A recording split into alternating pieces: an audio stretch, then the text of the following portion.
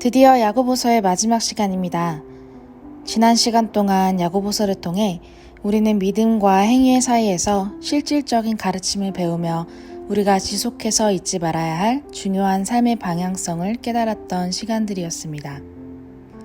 오늘의 마지막 장, 마지막 절인 5장 19절에서 20절 말씀에서는 우리에게 이렇게 말합니다. 나의 형제자매 여러분 가운데서 진리를 떠나 그릇된 길을 가는 사람이 있을 때에 누구든지 그를 돌아서게 하는 사람은 이 사실을 알아두십시오. 죄인을 그릇된 길에서 돌아서게 하는 사람은 그 죄인의 영혼을 죽음에서 구할 것이고 또 많은 죄를 덮어줄 것입니다. 하나님의 말씀에 순종하는 자들의 모습은 진리로부터 멀어지는 형제자매들을 믿음의 길로 인도하게 도와주는 것이라고 말합니다. 20절에서 말하는 죄인을 그릇된 길에서 돌아서게 하는 사람은 그 죄인의 영혼을 죽음에서 구할 것이고 또 많은 죄를 덮어줄 것입니다. 는 물론 4장 12절에 말했던 것처럼 구원하시는 분은 온전히 하나님 한 분이십니다.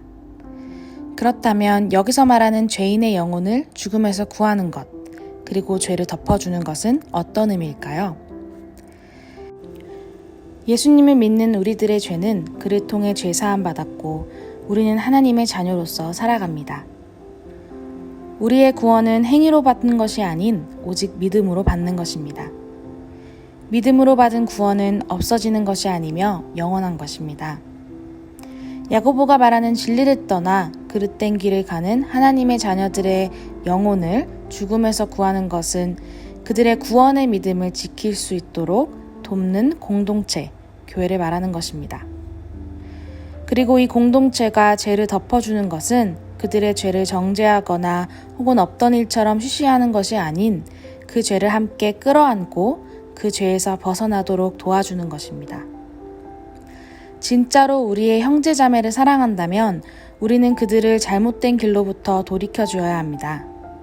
서로를 돌보고 사랑하며 죄로부터 돌아서도록 도와주는 우리의 공동체를 통해 우리는 하나님과 더 가까워지며 예수님 다시 오실 때까지 하나님 말씀에 순종하는 신실하고 거룩한 하나님의 자녀로서 살아갈 수 있도록 도와줍니다. 우리를 하나로 부르신 여러분의 공동체를 돌아봅시다.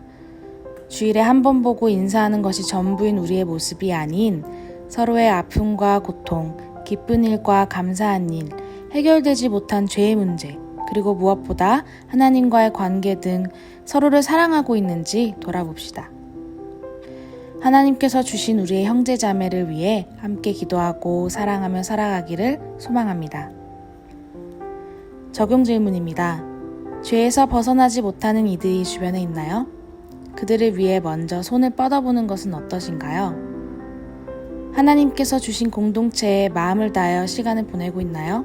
우리의 모습은 어떠한가요? 우리의 잘못된 길을 가지 않도록 주님의 공동체를 주심에 감사합니다. 때론 서로를 사랑하지 못하고 기도하지 못하며 그들이 예수님 없이 살아가는 것이 나의 마음에 전혀 동의되지 않는 순간들이 있었음을 고백합니다.